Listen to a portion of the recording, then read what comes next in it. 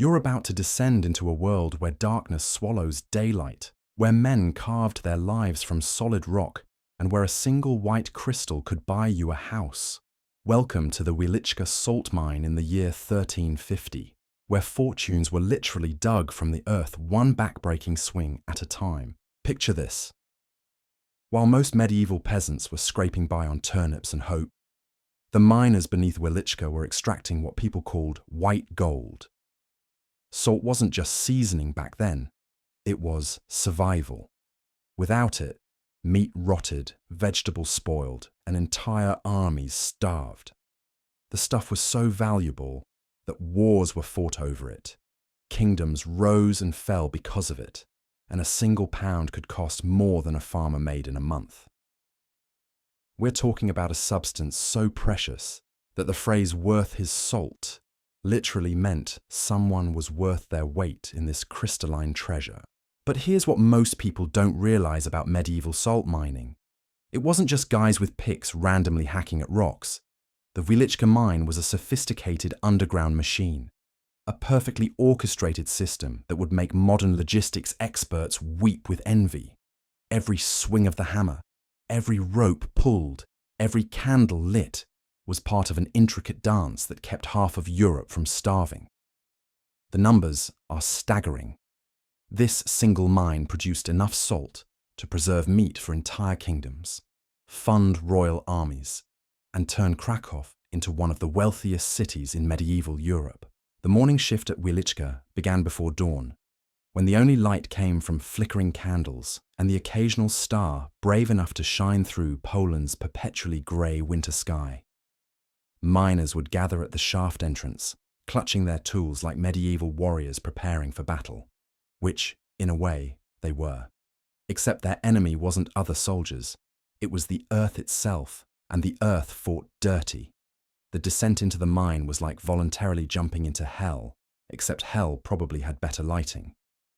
The main shaft dropped straight down into the earth, like a wooden throat, swallowing men whole. Imagine climbing down a ladder in complete darkness, knowing that one missed step meant a fall that would turn you into a very flat pancake at the bottom of a very deep hole. The shaft was reinforced with massive timber beams, but these weren't your modern engineered supports. They were basically really big sticks holding back millions of tons of rock and dirt that seemed personally offended by your presence. The ladder system was a marvel of medieval engineering that would terrify any modern safety inspector.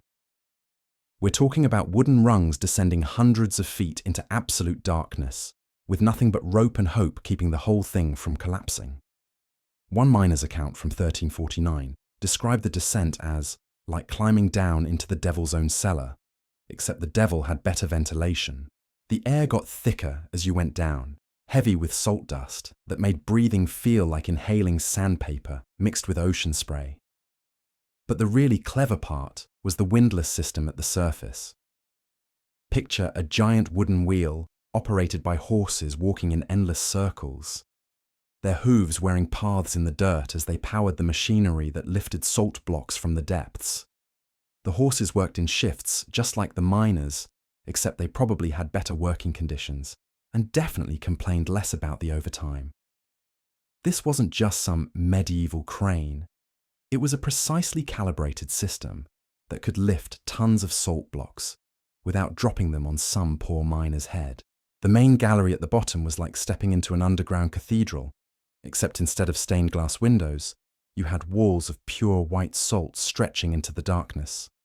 The ceiling arched overhead, supported by timber beams that creaked ominously with every movement. Some of these galleries were massive, large enough to hold entire markets, which they sometimes did during special occasions. Walking through them felt like being inside a giant's ribcage.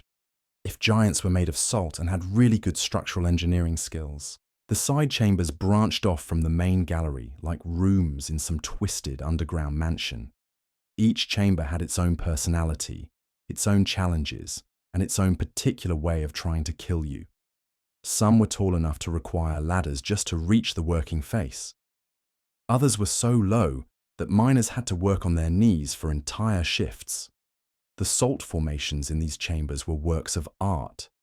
Natural sculptures that had been forming for millions of years, only to be hacked apart by men with iron picks who probably didn't appreciate the geological masterpiece they were destroying. Ventilation in the mine was achieved through a system that would make modern air conditioning technicians laugh until they cried. Fresh air was supposed to flow down through the main shaft and circulate through the galleries, but supposed to, and actually did, were often two very different things. Some chambers had air so stale and heavy that candles would barely stay lit, and miners would have to take frequent breaks just to breathe properly. It was like working inside a salt-flavoured lung that had given up on the whole breathing thing. Water drainage was another constant battle against physics and common sense. Underground springs would randomly decide to make an appearance, turning perfectly good mining chambers into underground lakes.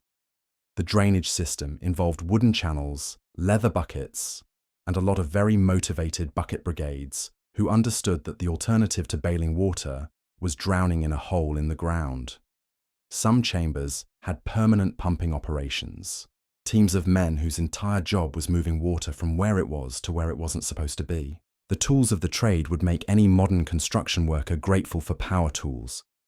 Iron picks were the workhorses of the operation, but these weren't the lightweight garden tools you might imagine. We're talking about heavy iron implements that could crack solid salt rock with enough force to jar every bone in your body. The picks had to be constantly sharpened because salt, despite looking soft and friendly, was harder than most rocks and had a nasty habit of dulling blades faster than a sword fight in a knife factory. Wedges and wooden mallets completed the basic toolkit. The technique was simple in theory. Drive the wedge into a crack in the salt, then hammer it until something gave way, hopefully the rock and not your arm. The wooden mallets were massive things, carved from hardwood that had been seasoned until it was tough enough to survive daily impacts with iron wedges.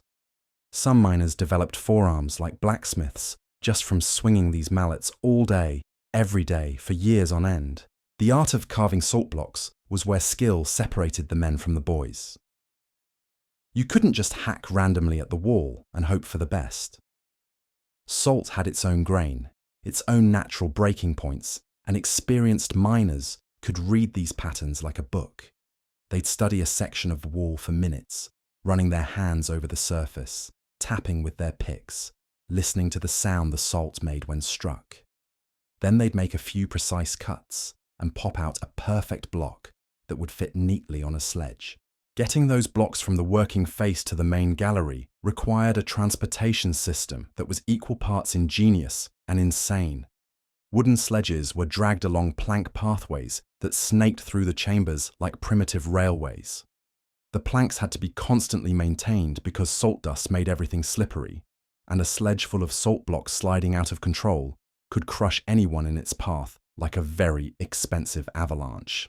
Handcarts took over in the main galleries, rolling along wooden rails that had to be perfectly aligned or risk derailing and spilling valuable salt all over the floor. The carts themselves were marvels of medieval engineering, wooden boxes on wheels that could carry hundreds of pounds of salt while being pushed by men who probably weighed half as much as their cargo.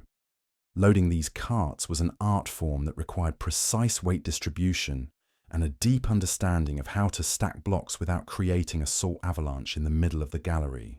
The hoisting system was where medieval engineering reached its peak of complexity and terror. Rope signals communicated between the miners at the bottom and the operators at the surface, because apparently they hadn't invented the telephone yet. Different combinations of tugs meant different things. One tug for send down more rope, two tugs for haul up the load, and presumably some kind of frantic multiple tug pattern for help. Everything is going wrong down here. The margin for error in this system was approximately zero because miscommunication could result in a load of salt blocks dropping several hundred feet and turning someone into a very flat former miner. Hand capstans and windlasses at the surface required coordinated teams of operators who had to work together like a medieval boy band, except instead of singing, they were preventing people from plummeting to their deaths. The horse-powered windlasses were even more impressive, Massive wooden wheels turned by teams of horses that walked in endless circles, their power transmitted through an intricate system of gears and ropes that would make a clockmaker jealous. These weren't just simple pulleys. They were complex mechanical systems that could lift tons of material from the depths with surprising precision. Safety measures in the mine were about as comprehensive as you'd expect from an era when workplace safety meant try not to die today. Roof props and timber cribbing were supposed to keep the ceiling from deciding to relocate to floor level. But these supports had to be constantly monitored and replaced. The wood would rot in the salty, humid conditions, and miners developed an almost supernatural ability to detect when a support beam was about to give up on life. They'd listen for creaking sounds, watch for subtle movements, and generally treat the mine like a living thing that might turn hostile at any moment. The hazards were numerous and creative. Cave-ins were the obvious danger, millions of tons of rock and earth held back by wooden beams that sometimes forgot what they were supposed to be doing. Flooding was another constant threat, with underground springs that could turn a productive mining chamber into a death trap in minutes. Bad air was perhaps the sneakiest killer.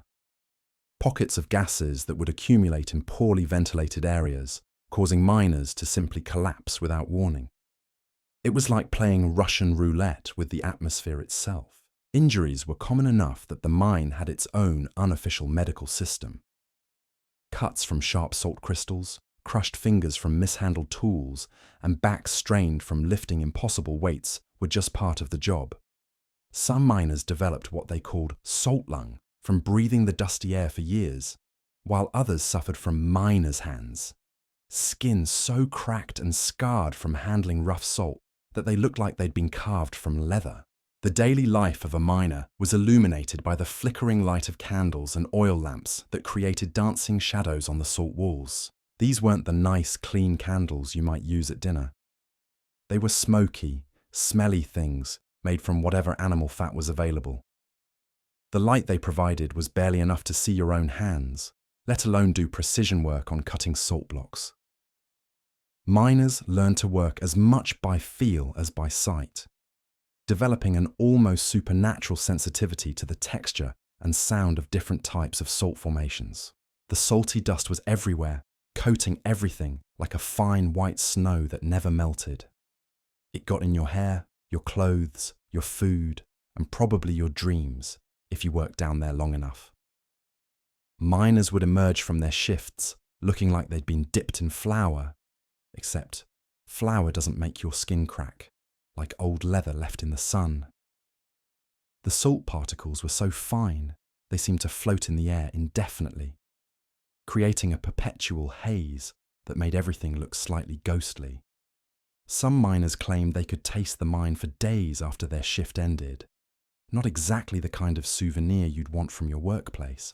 The constant exposure to salt did interesting things to human skin. Miners' hands became so cracked and hardened that they looked like tree bark with fingers. The salt would work its way into every cut, every scratch, every tiny wound, creating a burning sensation that made even the toughest men wince. But here's the weird part. Those same cracked, salt-cured hands almost never got infected. The salt acted like a natural antiseptic, keeping wounds clean, even in the filthy conditions underground. It was like having the world's most painful hand sanitizer that never washed off. The social hierarchy in the mine was as rigid as the salt formations themselves.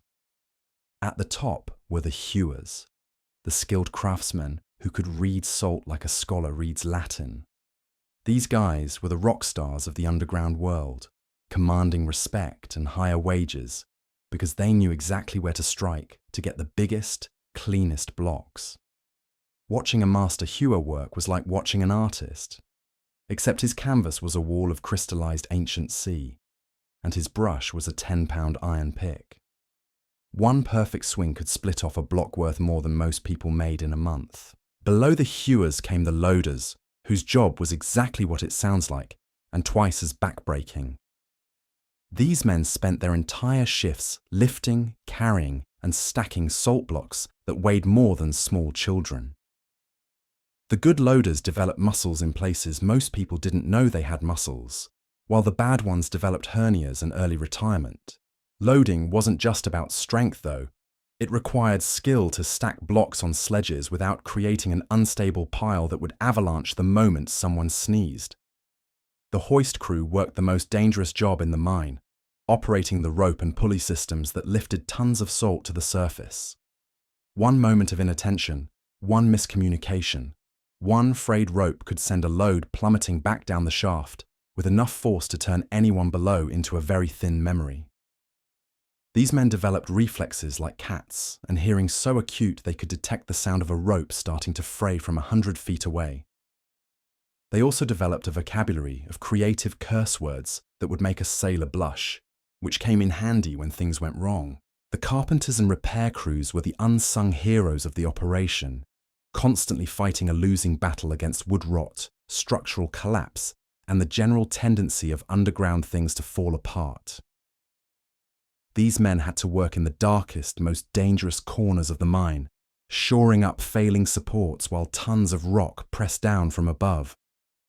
They worked by feel as much as sight, running their hands along support beams to detect soft spots that meant the wood was rotting from the inside out. A good mine carpenter could tell you exactly how much weight a beam could handle just by tapping it with his knuckles. Deep in the mine's heart stood a shrine to St. Barbara, the patron saint of miners, explosives experts, and people who worked in generally dangerous situations. This wasn't just some token religious decoration. It was the spiritual center of the mine, where men would stop to pray before their shifts and leave offerings after surviving particularly close calls with death.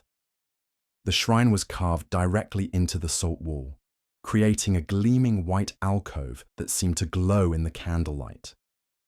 Some miners claimed that salt blocks cut near the shrine were always perfect, though that might have had more to do with the extra care they took while working in a holy place. The shrine served practical purposes too. It was a meeting point where information was shared, a place where disputes were settled, and a landmark that helped navigate the maze of tunnels. More than one lost miner found his way back to safety by following the faint sound of prayers echoing through the galleries. The saint's wooden statue, worn smooth by countless touches from salt-crusted hands, watched over the workers with painted eyes that seemed to follow you through the tunnels. But all this underground drama was just the beginning of the salt's journey. Once those precious blocks reached the surface, they entered a world of bureaucracy, quality control, and royal taxation that would make modern government paperwork look simple by comparison. The surface operations were like a medieval quality control laboratory, crossed with a customs office and sprinkled with the kind of petty officialdom that could turn weighing rocks into a 3-hour ordeal. The first stop for every block was the weighing station, where royal inspectors with scales more precise than most modern bathroom scales would measure each piece to the nearest ounce. These weren't just random guys with scales. They were trained professionals who could spot a diluted salt block from across a courtyard. The crown took its cut based on weight, so accuracy wasn't just important. It was a matter of royal revenue. Cheating on the weights was considered treason, which tended to discourage creative accounting practices. Grading came next, and this was where things got really picky. Salt wasn't just salt. There were dozens of different grades based on color, crystal size, purity, and probably the phase of the moon when it was mined. The finest white salt, clear as ice and pure as snow, commanded prices that would make your eyes water. The darker, less pure grades were still valuable, but went to different markets. The fancy stuff to royal kitchens, the rough stuff to merchants who needed to preserve meat for long journeys. Tally sticks kept track of production, with a system that would confuse any modern accountant. These weren't just pieces of wood with scratches on them. They were sophisticated record-keeping devices that tracked every block mined, every worker's output, and every royal due owed. The sticks were split in half after recording, with one half going to the mine records and the other to the royal treasury. It was like having a receipt system that was also impossible to forge. assuming nobody figured out how to duplicate the exact grain pattern of a specific piece of wood. The crown dues were calculated with mathematical precision that would impress a tax attorney. The king took his percentage based on not just the weight and grade of salt, but also the day it was mined, the current market conditions, and probably the colour of the inspector's breakfast that morning. Royal accountants with ledgers bigger than most books tracked every grain that came out of the ground because salt revenue was literally funding the kingdom's army, court, and various expensive royal hobbies like wars and castle building. Surface salt houses buzzed with activity as workers cut the massive blocks into smaller loaves, consumer-sized portions that ordinary people could actually afford to buy. This wasn't just random chopping. Each cut had to be precise, creating uniform pieces that would stack properly for transport and storage. The cutting tools were specialized chisels and saws designed specifically for salt work, because regular tools would either dull instantly or contaminate the product with metal shavings. Packing was an art form in itself. Salt had to be wrapped in special cloths that would protect it from moisture while allowing it to breathe. Too much humidity, and your valuable product would dissolve into expensive brine. Too little, and it would crack and crumble into worthless powder. The wrapping materials were often worth almost as much as the salt itself, imported fabrics that could keep moisture out while surviving the rough handling of medieval transportation systems. Brine boiling operations ran alongside the main mining work, processing the salt-laden water that seeped into the lower levels of the mine. These surface salt houses were like medieval chemical plants, with massive iron cauldrons bubbling away day and night. The process was simple in theory. Boil off the water, collect the salt crystals, but getting it right required skills passed down through generations. Too hot, and the salt would burn, giving it a bitter taste that made it worthless for food preservation. Too cool, and the water wouldn't evaporate fast enough to make the operation profitable. The fuel requirements for brine boiling were staggering. Each salt house consumed entire forests' worth of firewood, creating a constant demand for fuel that kept woodcutters busy for miles around. The smoke from these operations could be seen from the leagues away, creating permanent clouds that marked salt-producing regions like medieval smokestacks. Some enterprising merchants made fortunes just supplying firewood to the salt houses, proving that in medieval times, like today, there was always money to be made in the supply chain. Quality control at the surface was even more rigorous than in the mine itself. Royal inspectors would crack open random samples, testing them for purity by taste, color, and crystal formation. They could detect adulterants, cheaper minerals mixed in to increase weight, with the skill of modern forensic scientists. Getting caught trying to pass off diluted salt as the pure stuff wasn't just fraud. It was theft from the royal treasury, punishable by fines that could bankrupt entire families. The royal monopoly on salt wasn't just some medieval business arrangement.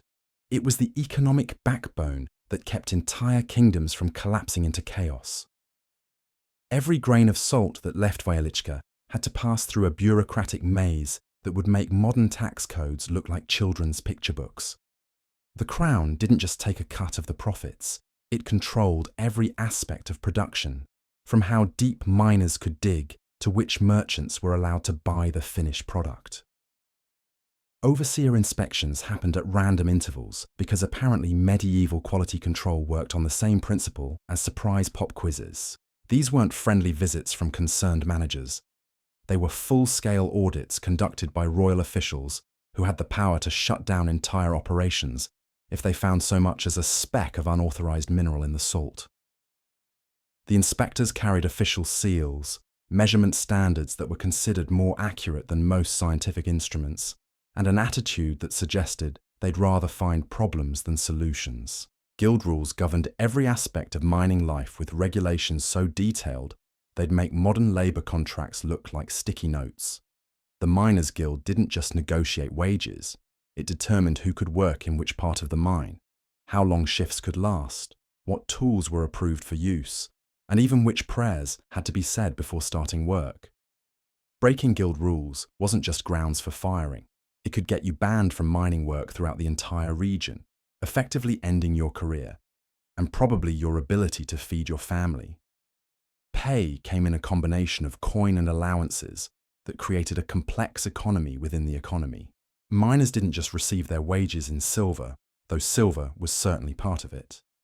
They also got rations of grain, allocations of cheaper salt for their own use, and sometimes even housing provided by the mine operators.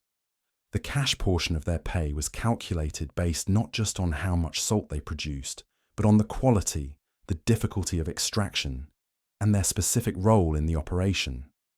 A master hewer might earn 10 times what a surface labourer made, but he also faced 10 times the risk of being crushed by falling rock. The penalty system for theft and adulteration was designed to make crime literally not pay. Stealing salt from the mine wasn't just petty larceny, it was theft from the royal treasury, punishable by fines that could exceed a worker's lifetime earnings. But the really clever part was how they caught thieves.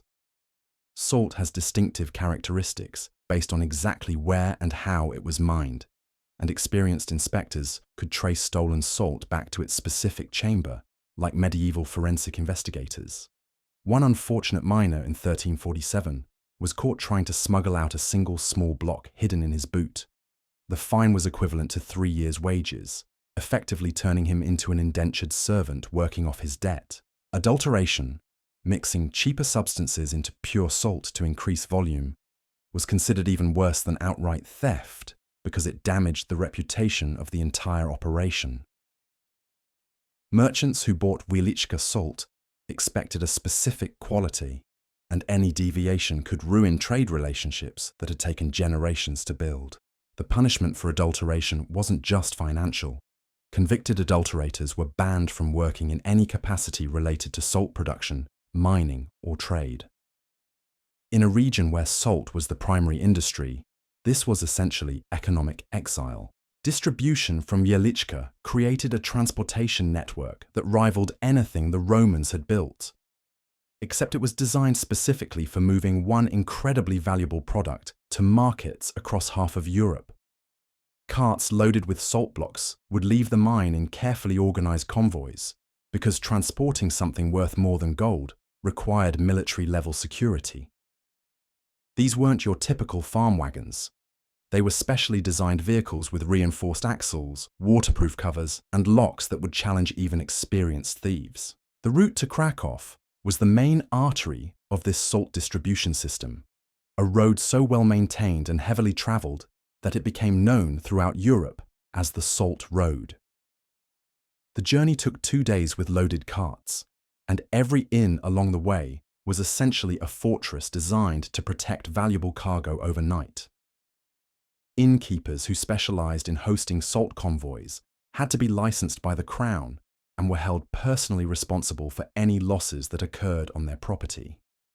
This created a network of secure stopping points that made long-distance salt transport surprisingly safe for such a valuable commodity. River routes opened up even more possibilities for distribution, with specially designed boats that could carry salt blocks without exposing them to moisture. These vessels had sealed cargo holds, covered decks, and crews who understood that their cargo was worth more than the boat itself.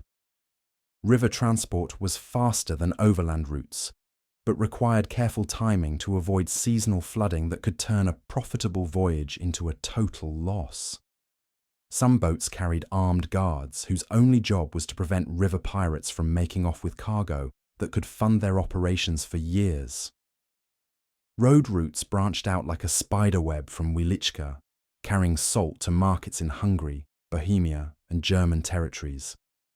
Each route required different types of packaging, different security arrangements, and different relationships with local authorities, who wanted their cut of the profits. The logistics of coordinating these multiple distribution channels required record-keeping systems that tracked not just what salt went where, but when it left, what condition it was in when it arrived, and what price it commanded in different markets.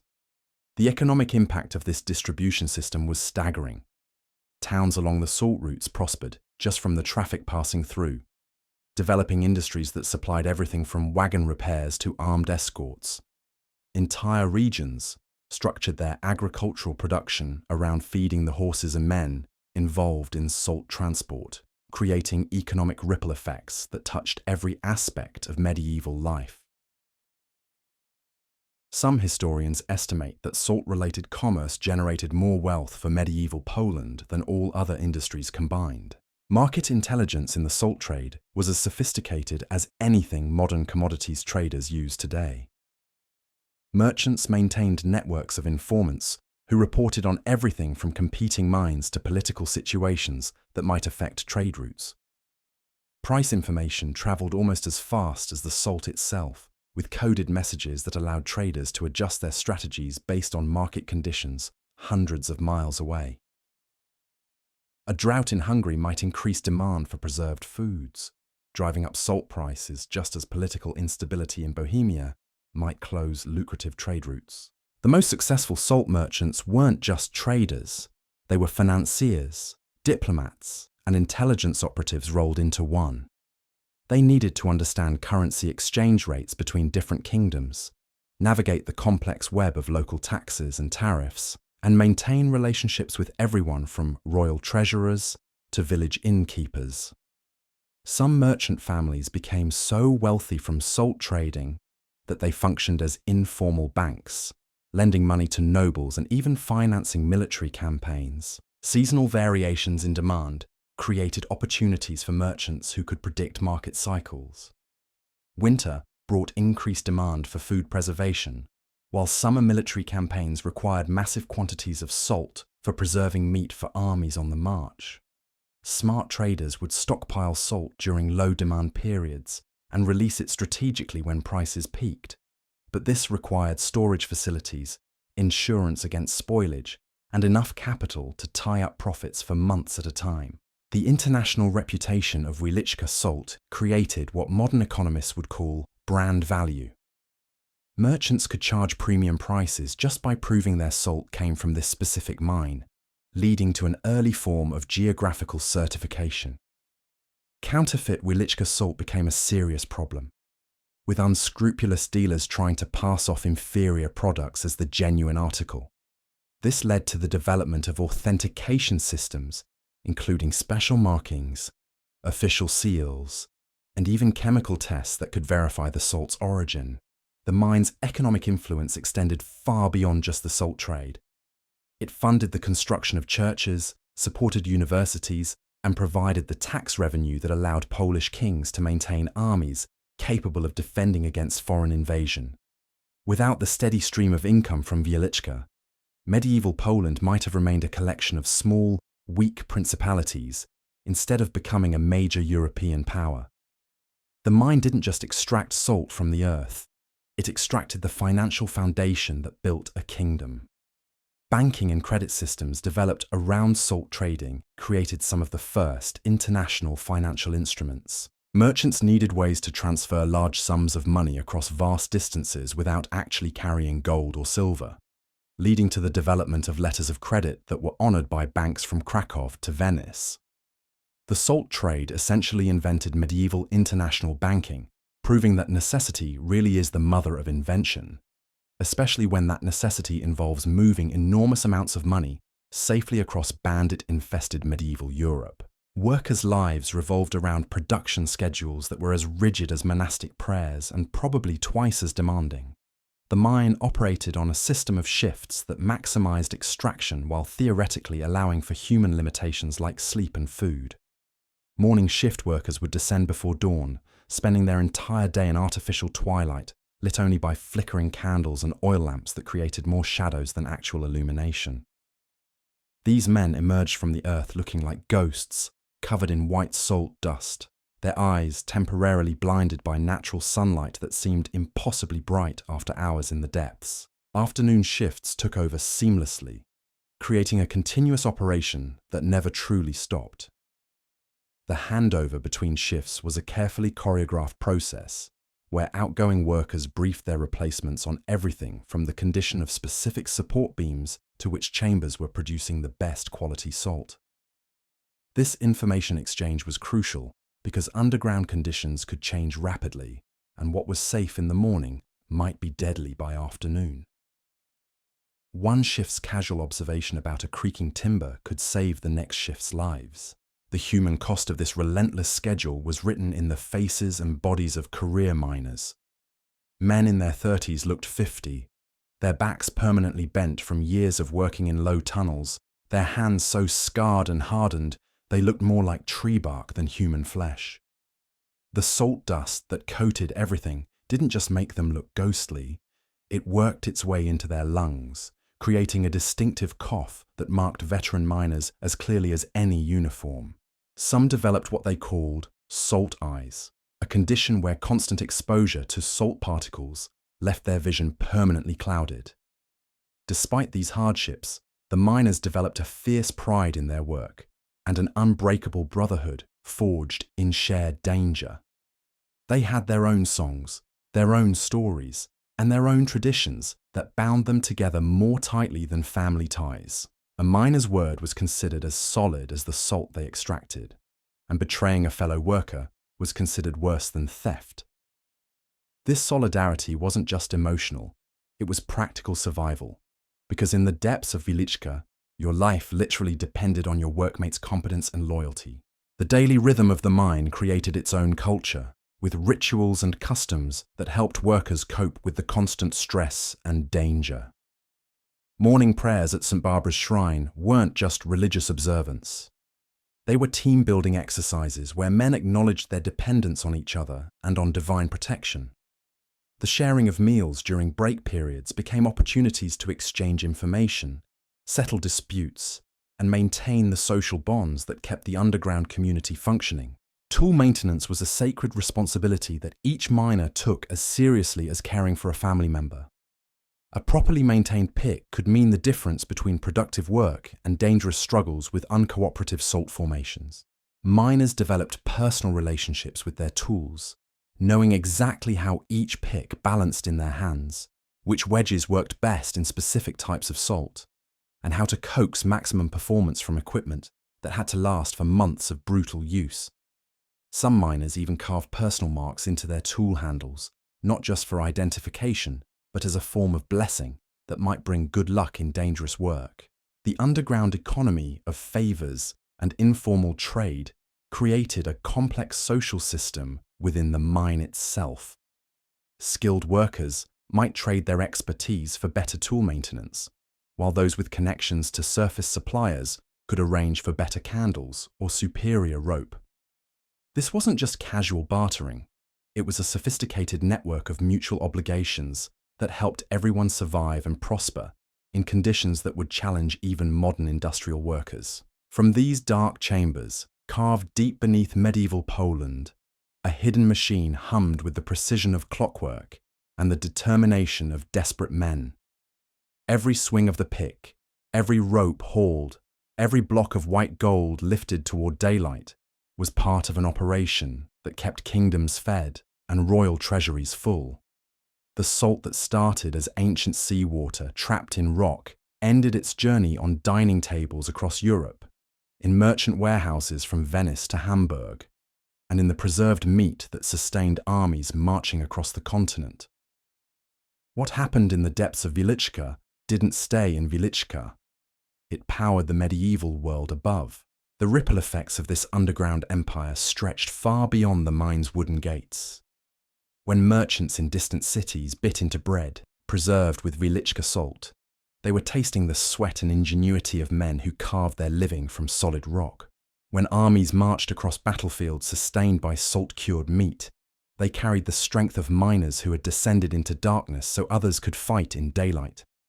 The salt that began as crystallized ancient oceans became the invisible foundation of medieval civilization, funding crusades, preserving harvests, and turning Poland into a power that could stand toe-to-toe with any kingdom in Europe. But perhaps the most remarkable thing about Wieliczka wasn't its wealth or its sophisticated engineering. It was how ordinary men accomplished something extraordinary using nothing but iron tools, wooden beams, and the kind of stubborn determination that refuses to accept defeat. These miners didn't just extract salt from the earth. They extracted possibility itself. They proved that with enough creativity, cooperation, and sheer bloody-minded persistence, humans could literally move mountains, or at least carve profitable holes through them. The legacy of medieval Wieliczka extended far beyond the last load hoisted to the surface. The techniques developed in its tunnels influenced mining operations across Europe. The organizational systems that kept its complex operations running smoothly became models for other large-scale medieval industries.